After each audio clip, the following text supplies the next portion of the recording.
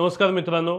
जनतेचे प्रश्न नेत्यांची परीक्षा म्हणजेच तोंडी परीक्षा ह्या पॉडकास्टमध्ये आपलं सर्वांचं स्वागत आहे. महाराष्ट्राच्या सामाजिक, शैक्षणिक आणि राजकीय क्षेत्रामध्ये अतिशय प्रभावीपणे काम करणाऱ्या, महिला सक्षमीकरण असू दे, युवकांचं सक्षमीकरण असू दे किंवा ग्रामीण विकास असू दे, यामध्ये सातत्याने झटणाऱ्या अतिशय स्पष्टवक्त्या, अभ्यासू अशा नेतृत्व म्हणजेच शेतकरी कामगार पक्षाच्या राज्यस्तरीय प्रवक्ता तसेच सोशल मीडिया सेलच्या अध्यक्षा माननीय चित्रलेखा पाटील, ज्यांना आपण आपल्या लाडक्या चिवताई म्हणून ओळखतो. मित्रांनो, आज आपण त्यांच्याकडनं जाणून घेणार आहोत महाराष्ट्रातील राजकीय परिस्थितीबद्दल, शेतकरी कामगार पक्षाच्या आगामी दिशेबद्दल, त्याचबरोबरीने त्यांच्या सामाजिक कार्याबद्दल आणि त्यांच्या राजकीय विजनबद्दल. ताई, आपलं तोंडी परीक्षेमध्ये मनपूर्वक स्वागत आहे. आणि आज मी तुम्हाला जनतेच्या मनातले किमान 10 प्रश्न तरी विचारणार आहे. तुमच्याकडनं फार प्रामाणिक उत्तरांची अपेक्षा आहे मला. तर पहिला माझा प्रश्न असा आहे की नाशिकच्या एका व्यावसायिक कुटुंबातून आपण अलिबागच्या राजकीय कुटुंबामध्ये आलात. शेकाप आणि कृषीवल सारखा मोठा वारसा आपल्याला लाभलेला आहे आणि यांच्या सावलीमध्ये चित्रलेखा पाटील ही स्वतःची ओळख निर्माण करत असताना कोणत्या अडचणी होत्या किंवा कोणती आव्हानं होती आपल्या सुरुवातीला? मी अडचणी नाही म्हणेन, कारण की ज्या बॅकग्राऊंडमध्ये मी वाढले, जे मानसिकता माझ्या आई वडिलांची होती किंवा भाईंची आहे, तर मी ती संधी म्हणेन. मला कायम ऑपॉर्च्युनिटी दिली, मला कायम मदत केली पुढे येण्यात आणि काम करण्याची संधी दिली. म्हणजे जरी माझी ज्वेलरी फॅमिली असेल तरी मी मीडिया आणि जर्नलिझम शिकले. तर तेव्हा मला कोणी अडवलं नाही मीडिया आणि जर्नलिझम शिकायला. तर आमच्या लहानपणी सुद्धा ते कल्चर होतं घरात की तुम्हाला हवं ते तुम्ही करू शकता. आणि इथे भाईंचा, आता जैन भाईंचा तर प्रश्नच नाही. एक पूर्वगामी विचाराचे, एकदम फ्युचरिस्टिक दृष्टिकोनातले ते नेते आहेत. त्याच्यामुळे इनफॅक्ट त्यांनी मला PNP एज्युकेशन सारखी संधी दिली, खूप शिकवलं आणि मला अडचणी नाही आल्या. म्हणजे जे नॉर्मल कोणालाही येतात तशा मला संधीच मिळाली असं मी म्हणेन.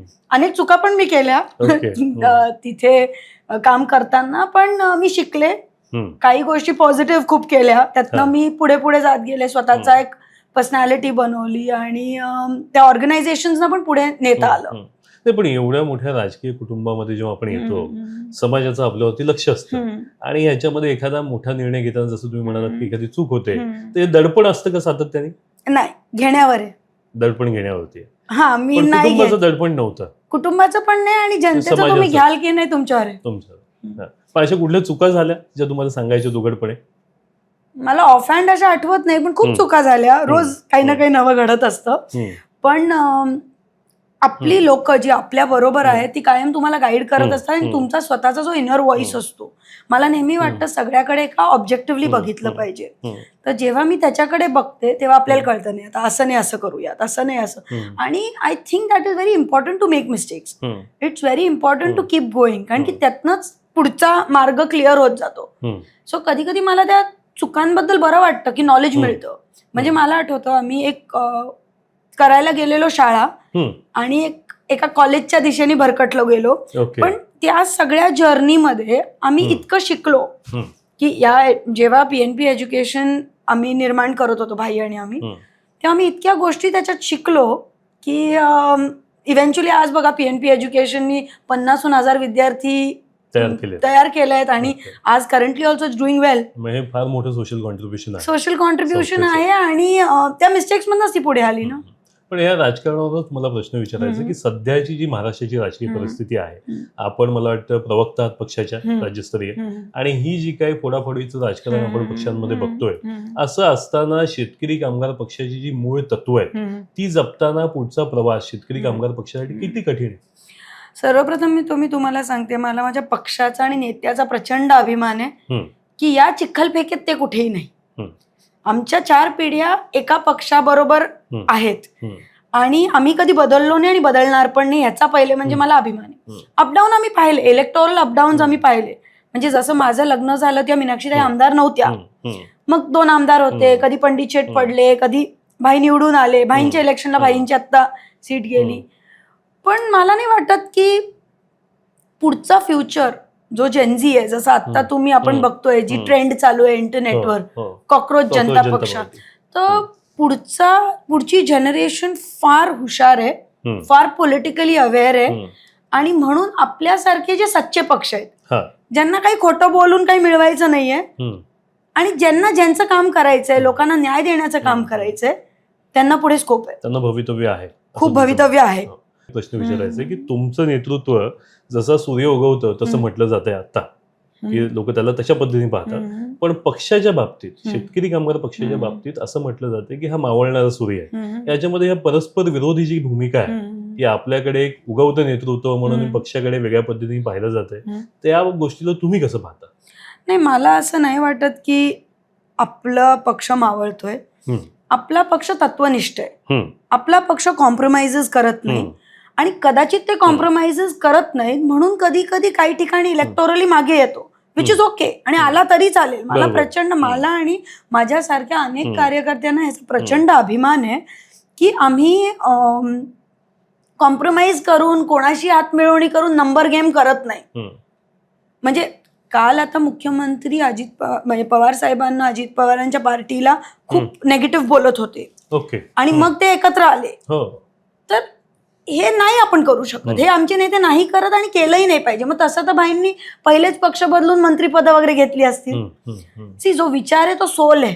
म्हणजे शेतकरी कामगार पक्ष स्वतःची जी तत्व असं नाही सोडून अलायन्स करणार नाही, विरोधी विचारांसोबत अलायन्स करणार नाही, एकदम टोकाच्या विरोधी विचारांसोबत अलायन्स करणार नाही, एकदम टोकाच्या. कारण आता मध्यंतरीत असं काय माहिती, काही मी म्हणेन की फार रेप्युटेड नाही पण काही मीडिया न्यूज चॅनल्स जे आहेत ते असं सांगत होते की कदाचित शेतकरी कामगार पक्ष बीजेपीची पण हा साथ देईल की काय.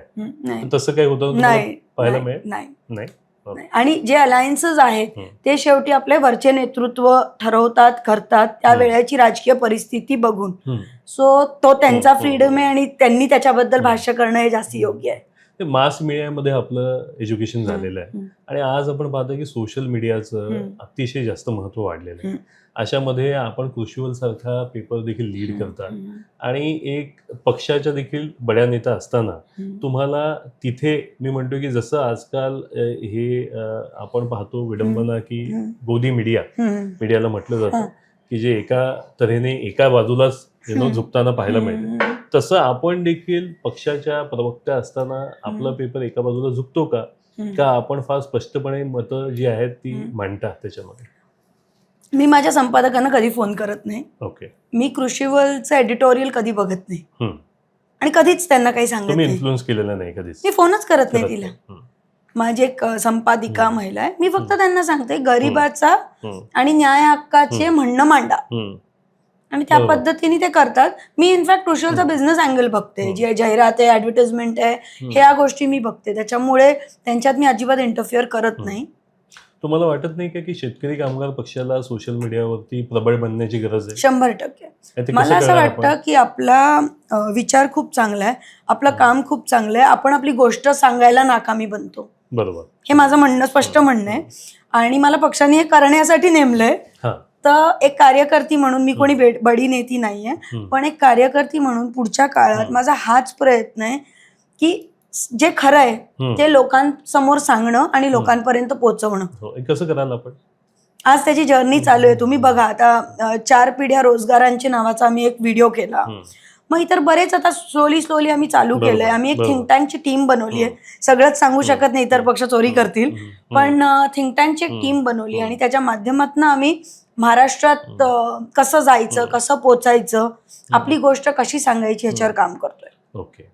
आपण पाहतोय की रायगडमध्ये मल्टीमोडल कॉरिडॉर असू द्या, एअरपोर्ट असू द्या, असे मोठे प्रकल्प आता आलेले आहेत आणि ह्याच्यामुळे शेतकऱ्यांच्या जमिनी घेतल्या जातात, विस्थापन होतात. तर विकास विरुद्ध विस्थापन ही जी काही परस्पर विरोधी भूमिका आहे, ज्याच्यामध्ये शेतकऱ्यांना न्याय मिळत नाही, ह्याच्याबद्दल आपलं म्हणणं काय? विकास झाला पाहिजे, डेव्हलपमेंट पण झाली पाहिजे, पण कोणाला अन्याय करून, कोणावर अत्याचार करून नाही झाला पाहिजे. एक नॅचरल बॅलन्स त्याचा पाहिजे. एन्व्हायरमेंट पण महत्वाची आहे, कारण की आज आपण बघतो की काही केमिकल बेल्ट्समध्ये जिथे फॅक्टरीज येतात तिथे ब्रेस्ट कॅन्सरचं प्रमाण खूप वाढलेलं आहे. मग दुसरीकडे आपण बघतो रोजगाराचा इश्यू आहे. तर मला वाटतं एक फाईन बॅलन्स याच्यात झाला पाहिजे आणि शेतकरी कामगार पक्ष उगीच विरोधाला विरोध करत नाही. लोकांची गैरसमज आहे आणि विरोधक हा नरेटिव्ह पसरवतात. आम्ही न्याय हक्कासाठी लोकांच्या पाठीशी उभं राहतो, म्हणजे शेतकरी कामं- एखादा उद्या भांडवलदार येईल हम्म. आणि तो वाटेल ते करेल, वाटेल तो रेट देईल आणि शेतकऱ्यांची तिथल्या मच्छीमारांची पिळवणूक करणार असेल तर आम्ही ते सहन करणार नाही. त्यांना योग्य मोबदला कसा मिळेल हे बघू. परत ती येणारी कंपनी किंवा ती येणारी एस्टॅब्लिशमेंट लोकल लोकांना, भूमिपुत्राला कशा जास्तीत जास्त त्याच्यात समाविष्ट करेल ह्याच्यावर आमचं लक्ष आहे. आणि ते आम्ही करून दाखवलंय, नुसतं बोलत नाही. जसं आम्ही शिक्षण संस्थांवर जास्ती भर का देतो, कारण की पोरं एज्युकेट झाली तरच पुढे या एस्टॅब्लिशमेंट्स मध्ये ते हायर रँकला जॉब करू शकतात. आता रिसेंटलीच तुम्ही माझी पोस्ट पाहिली असेल, आपण एअरपोर्ट रिलेटेड कोर्सेस चालू केले बरोबर पीएनपी मध्ये. मी कार्यक्रम घेतला नुकताच. आणि 99% लोक जे हे कोर्सेस करतील त्यांना आम्ही जॉब्स लावण्याचा प्रयत्न करतोय. इव्हन आम्ही माझ्या स्वयंसेवकांनी एक टीम चित्रलेखा पाटील म्हणून फोरम बनवलाय की जेणेकरून ह्या मुलांना एअरपोर्ट अथॉरिटीशी कनेक्ट करून नोकऱ्या मिळवून देतोय ग्रामीण भागातल्या. सो हा बॅलन्स खूप महत्वाचा आहे. आणि प्रत्येक सिच्युएशन वाईज शेतकरी कामगार पक्ष तिथे स्टँड घेतो. सो डेव्हलपमेंट पण झाली पाहिजे, पण न्याय मिळाला पाहिजे, लँड ग्रॅबिंग झालं नाही पाहिजे, या सगळ्या गोष्टींकडे आमचं लक्ष आहे. एन्व्हायरमेंट जपली पाहिजे, कारण की आपण समुद्राच्या जवळ आहे. त्याच्यामुळे पूर ह्या सगळ्या परिस्थितीत एन्व्हायरमेंट जपणं पण गरजेचं आहे. कारण आज आपण पाहतो परदेशात गेल्यावरती जिथे विकास झालाय पण एन्व्हायरमेंटला त्यांनी जपलेलं आहे, पण त्या प्रकारे आपण इथे पाहायला मिळत नाही. कारण इथे जर तुम्ही तुमचं पोल्युशन पाहिलं तर एअर क्वालिटी इंडेक्स अतिशय हाय.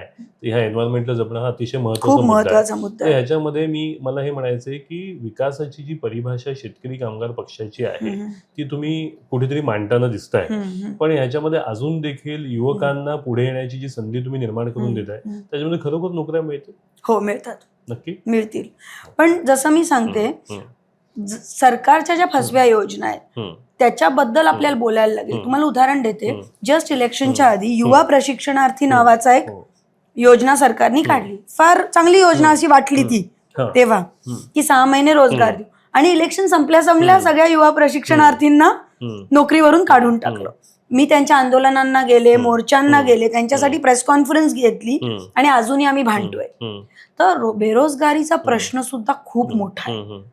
आपण प्रयत्न करू शकतो रोजगारासाठी, पण एक एकत्रीकरण करून, मुलांचं एकत्रीकरण करून, युथचं एकत्रीकरण करून सरकारने काही ठोस पावलं उचलली पाहिजे जेणेकरून मुलांना रोजगार मिळेल. तुम्ही आता शिक्षणाविषयी पण म्हणाला, तर तुम्ही अनेक साऱ्या शाळा चालवताय. अतिशय दुर्गम भागात रायगडच्या शाळा चालवता. आता तिथे शाळा चालवत असताना आज आपल्याला महाराष्ट्राचं नवीन शिक्षण धोरण जे काही आपल्याला पाहायला मिळतं याचे काय परिणाम तुम्हाला पाहायला मिळणार? नाही, ओव्हरऑल काय झालंय माहितीये का, खूप प्रायव्हेटायझेशन कडे शिक्षण जाते आणि रुरल एज्युकेशन कडे बिलकुल लक्ष नाहीये. म्हणजे लगेच शिक्षक थोडं पट कमी झाला तर शिक्षक अतिरिक्त करून टाकतात. अरे पण हे समजून घेत नाही की त्या आदिवासी वाडीवर जर लोकसंख्या तेवढी कमी असेल तर तिथे पट पण कमी असणार. मग ही सरकारची जबाबदारी आहे, जिल्हा परिषदची जबाबदारी आहे की तिथे शिक्षक पाठवणं, त्याला ग्रांट देणं. तर ही धोरणं चुकीची आहेत. मला वाटतं education at your doorstep, good quality education at your doorstep हा प्रत्येकाचा मूलभूत हक्क आहे. जे हवा, पाणी, हेल्थ जसा आहे ना तसं एज्युकेशन पण आहे. तुम्ही मध्यंतरी मला वाटतं 25 इंग्रजी माध्यमाच्या शाळा आपण करायच्यात ग्रामीण भागात, असं काहीतरी इनिशिएटिव्ह घेतलेला आहे. आता हा अतिशय महत्वाचा आहे, कारण त्याच्याशिवाय काही हे नाही. पण ह्याच्यामध्ये मातृभाषेवरती परिणाम होतो? नाही, दोन्ही भाषा शिकवा. मी या मताची की दोन्ही भाषा शिकवा, मातृभाषा पण शिकवा, इंग्लिश पण कंपल्सरी करा, मराठी पण कंपल्सरी करा, आणि इंग्लिश पण तेवढंच महत्वाचं आहे if they want to become global citizens. तुम्ही सातत्याने महिला सक्षमीकरणाबद्दल बोललेला आहात, त्याच्याबद्दल आपण सातत्याने कार्य करताय, वेगवेगळे इनिशिएटिव्ह तुम्ही घेताय. पण अजून देखील हे तुम्ही पाहताय की देयर इज अ कल्चर की महिला सरपंचाचा पती, हे जे कल्चर आहे हे कल्चर कुठेतरी कमी होताना अजून पण दिसत नाही. महिला या डमी कॅन्डिडेट सारख्या वापरताना आपण पाहतो. तर हे कल्चर कुठेतरी कमी व्हावं आणि ही जी काही महिला सक्षमीकरण आहे ते खरोखर व्हावं आणि ते समाजासमोर यावं, हे कधी घडणार? मी तुमच्यावर अग्री पण करते आणि डिसअग्री पण करते. 100% असं नाहीये. आज अनेक आपल्या पक्षातच इनफॅक्ट किंवा महाविकास आघाडीतच चांगल्या महिला नेतृत्व आहेत ज्यांचे पती कधीच आजूबाजूला दिसत नाहीत आणि त्या सक्षमपणे मनुष्यबळ म्हणून तिथे त्यांची भूमिका बजावत असतील. तुमच्या उरणच्या नगर अध्यक्ष असतील किंवा आमची उपनगर अध्यक्ष असेल, अनेक आमच्या नगरसेविका आहेत, अनेक शेका पक्षाचे सरपंच आहेत ज्या फार सक्षमपणे महिला आहेत पण फार सक्षमपणे पॉलिटिकल काम करतात. पण हे कल्चर गेलं पाहिजे. आपण ते एज्युकेशन मधनं होईल, ते पॉलिटिकल पार्टीजच्या कल्चर मधनं होईल. आणि आपल्यासारख्या ज्या पार्टीज आहेत, म्हणजे मीनाक्षी ताईंना पार्टीने तेव्हा तिकीट दिलं जेव्हा ओपन महिला होतो, किंवा मी पण ओपन मधनं उभी राहिलेली कॅन्डिडेट आहे. तर हे जेव्हा पॉलिटिकल कल्चर करतील, किंवा अदिती सुनील तटकरे त्या सुद्धा ओपन मधनं उभ्या राहिलेल्या एक महिला कॅन्डिडेट आहेत, तर हे जेव्हा पॉलिटिकल वातावरण राजकीय पक्ष क्रिएट करतील, तर हळूहळू त्याच्यात तो बदल दिसेल. तो बदल आज 20-25% आहे, पण तो अजून झपाट्याने घडण्याची गरज आहे. आणि याच्यामध्ये आपण आता तरुणांविषयी बोलतोय, तर आजकाल जे काही नेटफ्लिक्स किंवा तुम्ही म्हणाल इंस्टाग्राम रीलवालं जे कल्चर झालेलं आहे, त्याच्यामध्ये कुठेतरी तरुण जेनझी आपण म्हणा, की जो राजकारणापासून लांब आहे, तो त्याच्याकडे शंकेच्या नजरेने पाहतो राजकारणाकडे. तर याच्यामध्ये यांना समाजकारणाशी जोडून घेण्यासाठी कोणते प्रयोग करता येऊ शकतात, काय दिशा देता येऊ शकते? मला असं वाटतं, मला फार युवकांवर विश्वास आहे. मला असं वाटतं युवक फार हुशार आहे. त्याच्याशी खोटं बोलू नका. त्याला खरं काय खोटं काय कळतं. त्याला गोदी मीडिया कळते. त्याला एखाद्या सिरियल मधनं तुम्ही तुमचा अजेंडा कसा देताय हे कळतं. म्हणजे आता रिसेंटलीच आपण त्या कॉक्रोच मुव्हमेंट बघू, कारण की 2 दिवस इंटरनेट उघडलं तर तेच दिसतंय. तर एका देशाचे सरन्यायाधीश जर अशी स्टेटमेंट युवकांबरोबर करतात, जे ऑलरेडी महागाईनी ग्रासलेले आहेत, बेरोजगारीनी त्रासलेले आहेत, तर युवक त्याच्यावर स्टेटमेंट करतात. फ्रीडम ऑफ स्पीच त्यांना दिला पाहिजे. आणि आपण बघतो की अनेक स्टार्टअप्स युवकांनी उभे केले आहेत. ते त्यांचं ओपिनियन मांडतायत, ते फार ऍक्सेप्टिंग आहेत. म्हणजे आता तुम्ही जर बॉडी पॉझिटिव्ह मुवमेंट पाहिली, तर ते तुम्हाला काय करतात की ओव्हरऑल ऍक्सेप्टिंग राहा, इन्क्लुझिव्ह राहा, सिक्युलर राहा, हे पुढचं भारत आपल्याला सांगतंय. पण त्यांचं स्टेटमेंट हे आपण फक्त युवकांवरती केलेलं स्टेटमेंट म्हणून पाहता, की त्याला आपण समाजावरती आणि राजकारणावरती केलेलं स्टेटमेंट म्हणून पाहतो? मी तसं नाही बघत. मी त्याला काय म्हणते, युवकांनी केलेलं सामाजिक स्टेटमेंट आहे आणि युवकांनी स्वतःसाठी केलेलं ते स्टेटमेंट आहे की आम्ही हे खपवून घेणार नाही. बरोबर. नाही तर एवढे व्हॉइसेस 3 दिवसात मोबिलाइज होणं ही एक मोठी गोष्ट आहे. हा, ते त्यांच्या वेने एक्सप्रेस झाले. सोशल पॉलिटिकल मुवमेंट सोशल चळवळच आहे. पण हे युवक फक्त सोशल मीडियावरती लाईक सबस्क्राईब करण्यापुरते मर्यादित आहेत, की ते खरोखर ग्राउंड रियालिटीवरती उतरतील?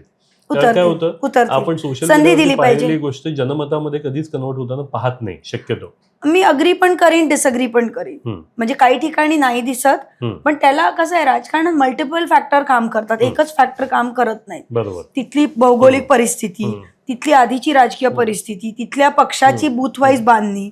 पण असंही म्हणता येणार नाही की याचा इम्पॅक्ट होत नाही. जसं तुम्ही विजयचं उदाहरण घ्या, किंवा स्वतः तुम्ही प्रधानमंत्री नरेंद्र मोदी आणि बीजेपीचा राईज बघा.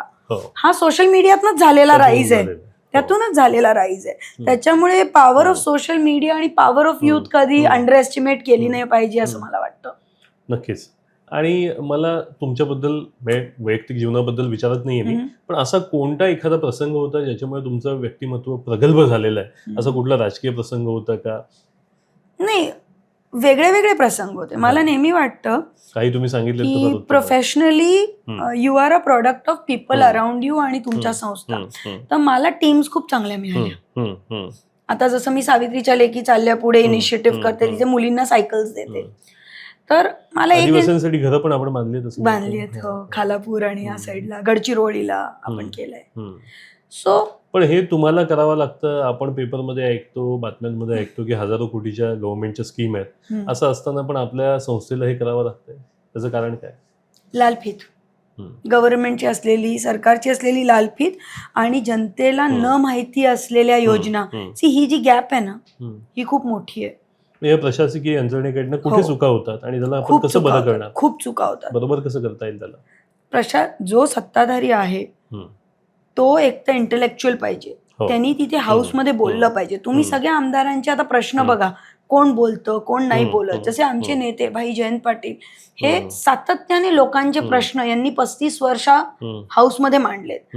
ते जेव्हा एखादे लोकप्रतिनिधी मांडतात तेव्हा तिथल्या प्रशासनावर दबाव येतो आणि ते प्रशासन ऍक्ट करतं. सो पॉलिटिकल विल, तर पॉलिटिकल विल आज कमी आहे. तुम्ही कोणत्या फॅमिलीत काय झालं, कोण कोणाशी भांडलं, मी त्याच्या स्टेजवर गेले, याच्यातच बिझी आहात. माझं तर म्हणणं आहे मीडियाने हे पर्सनल पूर्ण बंद केलं पाहिजे. दाखवलंच नाही पाहिजे. नाही, त्याला स्क्रीन स्पेसच नाही द्यायची. फक्त लोकांचे प्रश्न दाखवा की अंगणवाडी सेविकांचा पगार किती पाहिजे, आज आशा वर्कर किती सफर करतायत, आशा वर्कर कडनं तुम्ही मेडिकल ऑफिसरचं काम करून घेता आणि त्यांना तुटपुंज पगार देता. किती त्रास आहेत त्या बिचाऱ्या आशा वर्करला. आज आशा वर्कर नसत्या ना तो कोविडमध्ये लाखो लोक मेली असती. नाही बरोबर, ती खरोखर महत्वाची खूप महत्वाची आहे. खूप काम केलं होतं त्यावेळेला, पण त्यांना त्यांचं हे मिळत नाही, मिळालेलं नाहीये, रेकग्निशन, सॅलरी काहीच मिळालेलं नाही. बरोबर. तर मला एक विचारायचं आहे की राजकारणामध्ये नेहमी यशस्वी होण्याची चर्चा होते, अपयशाची तेवढी काही चर्चा होत नाही.